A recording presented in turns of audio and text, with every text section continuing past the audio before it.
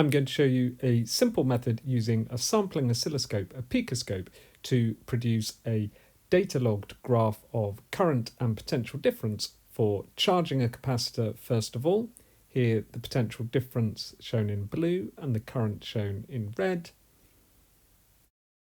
And then the same thing for discharging the capacitor. So let's see how to set this up.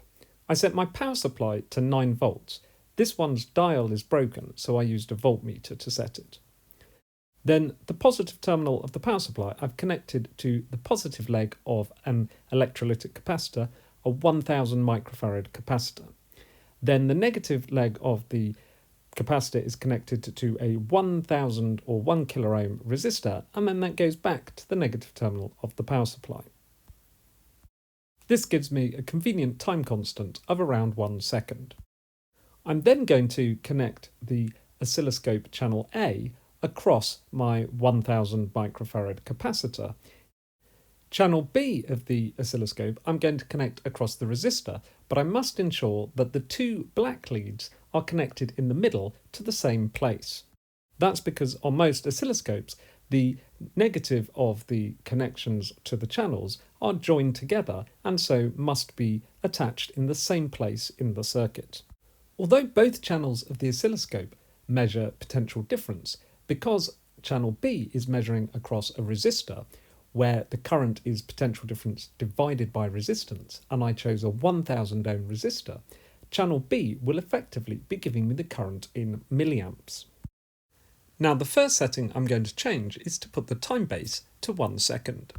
Next I'm going to click here to turn on channel B and set that to 10 volts.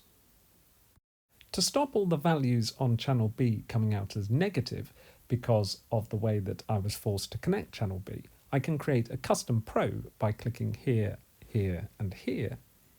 And I can save it for another time by calling it something like capacitor charging. And I'm going to change the units to amps and click next. And because I've got a 1000 ohm resistor, I'm going to multiply the value by minus 0.001, which will give me the current in amps. And then I can say OK. The last thing left to do is to set the trigger, and because I'm going to do this just once, I'm going to choose a single trigger by clicking on single up here. And for charging it's going to be a rising edge, so I'm just going to set it a little bit above 0 volts. And then I'm going to set the pre-trigger down to 10% so that I get most of the screen for my graph. And now all I need to do is turn on the power supply and I get my potential difference across the capacitor plotted in blue from channel A and the current from channel B plotted in red.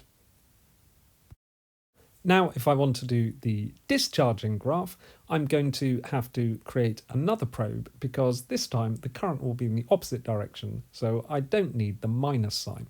So I'm going to create another custom probe, and so I can use this again. I'm going to call it capacitor discharge, and then I'm going to set the units to be amps. And once again, because I was using a 1000 ohm resistor, I need to multiply by 0.001 to get the current in amps. And then I can say next and yes. I also need to change the trigger because it is going to trigger from a falling edge because it is discharging. So I can click on trigger and change it to falling edge. And I want to set the potential difference or voltage a little bit below the power supply, which I had on 9 volts, so a bit over 8 volts, 8.6 volts would be fine. And once I've done that, I'm all good to go, and I can click up here so that it starts running. And then the easiest way to get it to discharge is to unplug the positive terminal from the power supply, and then when I'm ready, push it into the negative terminal of the power supply, which means that the capacitor will discharge through the resistor with the power supply no longer being connected, and we get the lovely capacitor discharge graph. Because the potential difference and current graphs are on top of each other, we might want to try it again, but using a different scale on channel B. Anyway, I hope you found this video useful and it encourages you to use a sampling oscilloscope to plot current and potential difference graphs for charging and discharging capacitors.